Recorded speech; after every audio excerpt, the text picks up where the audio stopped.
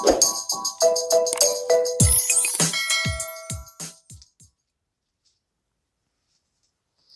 Guys, स्वागत है आपका हमारे चैनल MGA साइंस में। आज हम आपके लिए लेकर आए हैं क्लास 10 चैप्टर 1 के अति महत्वपूर्ण प्रश्न, जो कि ऑब्जेक्टिव और शॉर्ट टाइप क्वेश्चन है।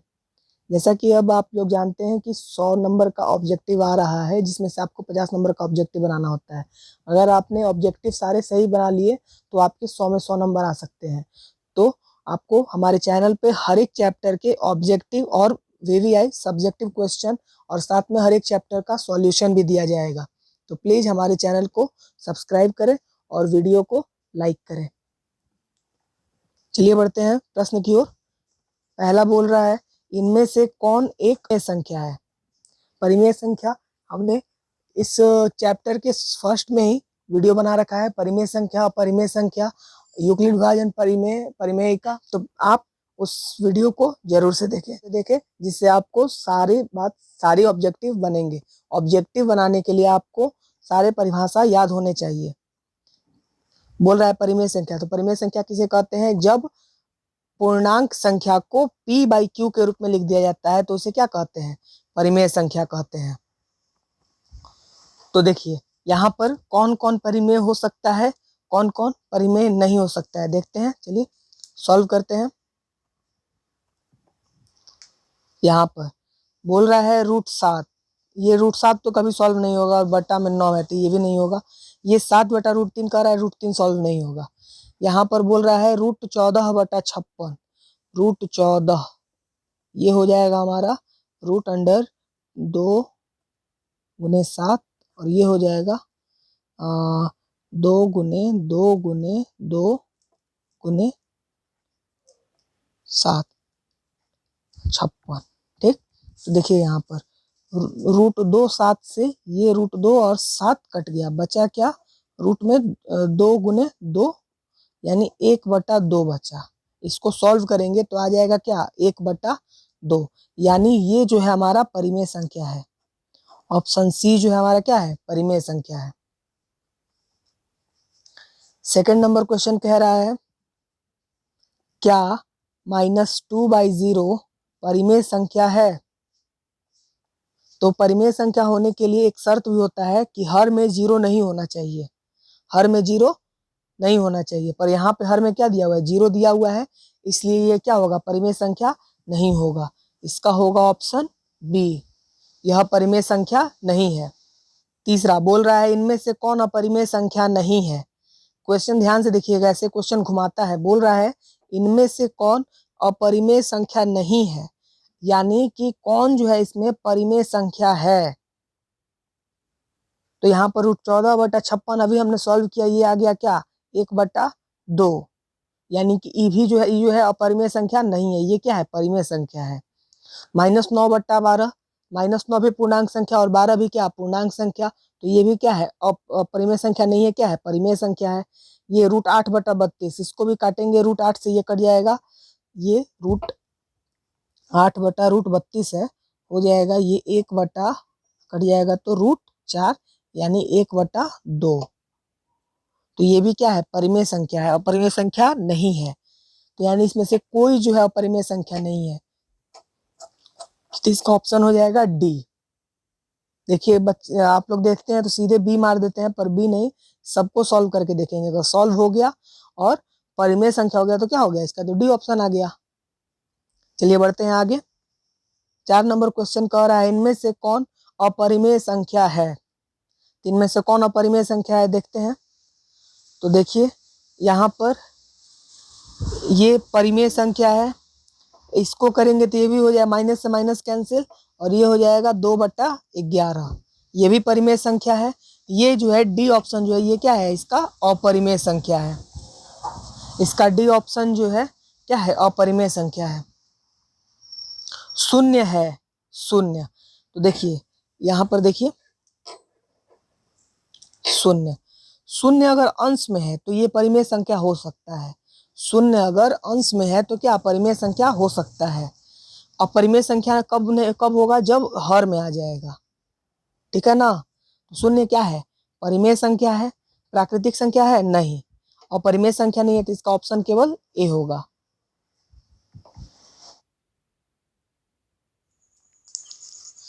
आगे 6 नंबर कह रहा है 0.2163 है। पहला परिमेय, दूसरा अपरिमेय और तीसरा अशांत और चौथा नन। तो इस पे हम आपको पहले बता दें, इसमें हमने 4 चीज बताया था कि जब संख्या ऐसे होती हैं 0.123 एक संख्या ऐसी होती है 0.1234 इसके ऊपर पाई और फिर 0.1010101000 ...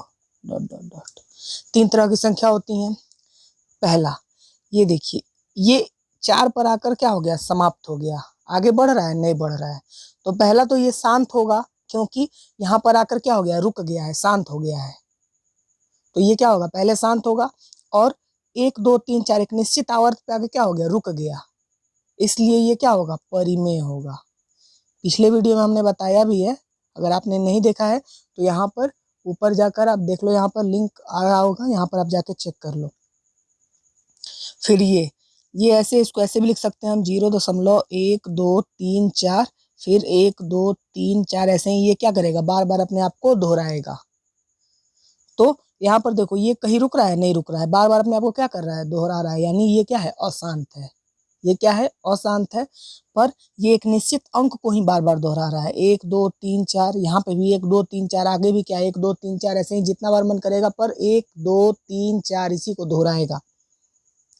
इसलिए ये एक निश्चित आवर्त में अपने आप को दोहरा रहा है, इसलिए ये भी क्या होगा, परिमेय संख्या ही होगा। आगे ये देखो 1 0 1 0 0 1 0 0 0, ऐसे ही ये 0 क्या होगा, बढ़ते जाएगा, यानी कि ये तो ना ही रुक रहा है और ना ही एक निश्चित आवर्त को दोहरा रहा है। यहाँ पर 1 बार 0, यहाँ पर 2 बार 0, यहाँ पर 3 बार 0, आगे 4 बार 0, फिर 5 बार 0, यानी ना ही रुक रहा है और ना ही अपने आप को एक निश्चित आवर्त में दोहरा रहा है। इसलिए ये पहला तो अशांत होगा और दूसरा अपरिमेय होगा, दूसरा अपरिमेय होगा। इससे बहुत सारे क्वेश्चंस आते हैं, इससे बहुत सारे क्वेश्चन आते हैं, इसलिए आप इसको ध्यान से देखें। तो बोल रहा है 0.1263 है, तो क्या होंगी, एक निश्चित अंक पे आके अपने आप को समाप्त कर देने, इसलिए ये क्या होंगी, परिमेय संख्या। बढ़ते हैं आगे 7 नंबर प्रश्न की ओर। यहाँ पर बोल रहा है 0.0200200002 ऐसे ही अपने आप को क्या कर रहा है, बार बार बढ़ा रहा है। तो अभी मैंने बताया ये एक निश्चित आवर्त को दोहरा रहा है, नहीं, बार बार ये क्या हो रहा है, 0 बढ़ते ही जा रहा है। 0 क्या होता है, बढ़ते ही जा रहा है, इसलिए ये क्या हो जाएगा, अपरिमेय संख्या। उसके बाद 0.632, तो ये क्या, 632 ही अपने आप को बार बार दोहराएगा, हर बार 632 यही आएगा। तो एक निश्चित आवर्त को दोहरा रहा है, इसलिए ये क्या होगा, परिमेय होगा। और ये शांत होगा, नहीं होगा, क्या हो जाएगा, अशांत हो जाएगा, यानी ए और सी दोनों होगा। तो इसका ऑप्शन डी ऑप्शन सही होगा, ना ही ए और ना ही सी, ऑप्शन डी। बढ़ते हैं आगे 9 नंबर क्वेश्चन कह रहा है 0.1002 माफ कीजिएगा 10002 संख्या है। देखो यहाँ पर बच्चे बहुत ज्यादा कंफ्यूज होते हैं, यहाँ पर बहुत ज्यादा कंफ्यूज होते हैं। क्यों, क्योंकि यहाँ पर ये तो दिख रहा है ये 7 नंबर क्वेश्चन के जैसे, 7 नंबर क्वेश्चन की तरह दिख रहा है, सेम दिख रहा है ना, पर यहाँ पर देखो डॉट डॉट डॉट लगाया है और यहाँ पर कुछ नहीं लगाया, मतलब यहाँ पर आके संख्या क्या हो गया, रुक गई, आगे नहीं बढ़ रही है संख्या, ये संख्या आगे क्या हो रही है, नहीं बढ़ रही है। तो ये क्या हो जाएगा, यहाँ पर आके रुक गई तो शांत आवर्ती होगा, क्या होगा, शांत आवर्ती। एक निश्चित अंक पर आकर रुक गया तो शांत हो जाएगा, तो ऑप्शन ए होगा इसका। आगे क्वेश्चन नंबर 10 बोल रहा है 0.2163 उसके ऊपर बार संख्या है, तो क्या होगा ये, पहला कह रहा है शांत, तो ये अपने आप को बार बार दोहरा रहा है, तो शांत तो कभी नहीं होगा। दूसरा अशांत आवर्ती, तो ये एक निश्चित अंक को ही ना दोहरा रहा है, अशांत तो है ये, पर आवर्ती है कि अनावर्ती है, तो एक निश्चित अंक को ही दोहरा रहा है। जब दोहराएगा तो 2 1 6 3 इसी को दोहराएगा, इसलिए ये एक निश्चित आवर्त को दोहरा रहा है, इसलिए अशांत आवर्ती होगा। ऑप्शन बी होगा इसका।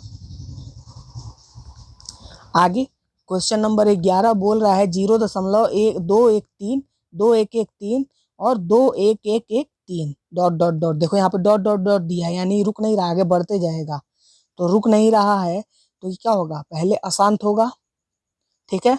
अब एक अशांत आवर्ती है और एक अशांत अनावर्ती है, तो अशांत आवर्ती होगा कि अनावर्ती होगा। तो यहाँ पर 1 बार 1 है, यहाँ पर 2 बार 1 है, यहाँ पर 3 बार 1 है, यानी हर बार 1 क्या हो रहा है, बढ़ रहा है। तो एक निश्चित आवर्त को तो ये दोहरा नहीं रहा है, ये अनिश्चित आवर्त को दोहरा रहा है, अनिश्चित आवर्त को दोहरा रहा है, यानी अनावर्त है ये, इसका कोई आवर्त निश्चित नहीं है, इसलिए क्या हो जाएगा, अशांत अनावर्ती, अशांत अनावर्ती।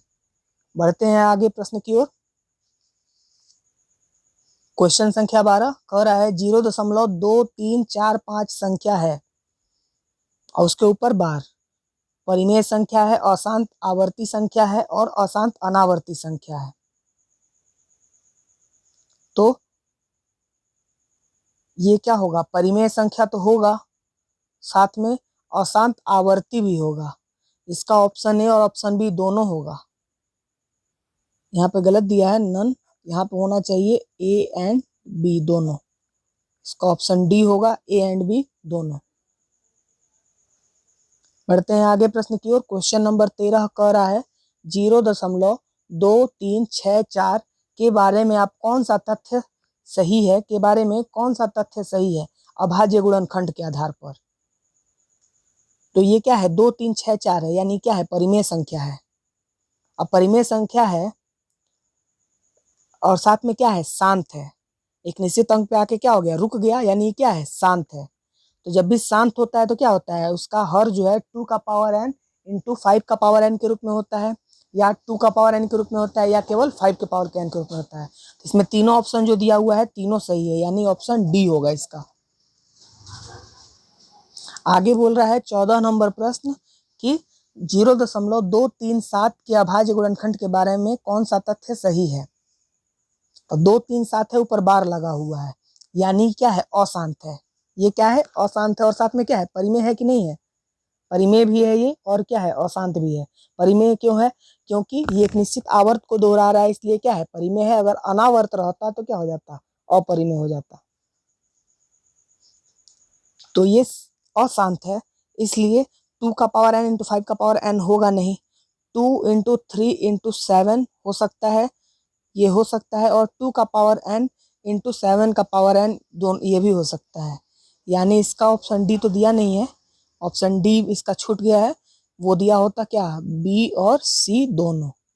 तो इसका ऑप्शन नंबर डी होगा, इसका ऑप्शन डी होगा, क्योंकि 2 इंटू 5 के अलावा, 2 इंटू 5 के n के अलावा और कुछ अंक होता ही है। दोनों जगह 7 है, इसलिए ये दोनों हो सकता है। यहाँ पे 3 भी है, ये भी हो सकता है। आगे बोल रहा है 15 नंबर क्वेश्चन कि HCF इंटू LCM बराबर क्या होता है। ये सारा क्वेश्चन पढ़ाया हुआ है, आप प्लेलिस्ट में जाके, नीचे हमने लिंक दे दिया है डिस्क्रिप्शन में, आप वहां पर जाकर देख सकते हैं। चलिए, HCF इंटू LCM बराबर क्या होता है, दोनों संख्याओं का योग, दोनों संख्याओं का शेषफल, दोनों संख्याओं का गुणनफल और दोनों संख्याओं का भागफल। तो आप जानते हैं इसका मतलब क्या होता है, दोनों संख्याओं का गुणनफल। ऑप्शन सी होगा इसका। 16 नंबर प्रश्न कह रहा है यदि HCF 6 और 20 का 10 हो, यदि 6 और 20 का मसौ 10 हो तो, और गुणनफल 120 हो, तो LCM के बारे में आप क्या कह सकते हैं, यानी LCM क्या होगा। देखिए बनाते हैं हम यहाँ पर। होता है क्या, दोनों संख्याओं का गुणनफल बराबर HCF इंटू LCM। तो दोनों संख्याओं का गुणनफल दे रहा है क्या, 120, ये 10, और LCM हमको ज्ञात करना है। तो ये इसमें भाग हो जाएगा 10 से, बराबर LCM कट जाएगा, यानी क्या आ जाएगा, 12।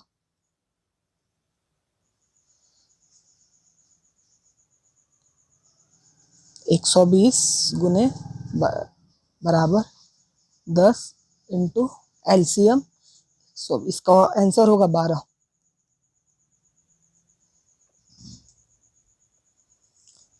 इसका आंसर होगा 12। इसमें से कोई आंसर सही नहीं है, आंसर होगा 12। ये कभी कभी गेस पेपर वगैरह में गलत गलत क्वेश्चन दे देता है, गलत ऑप्शन होता है, उससे आप निश्चिंत रहें।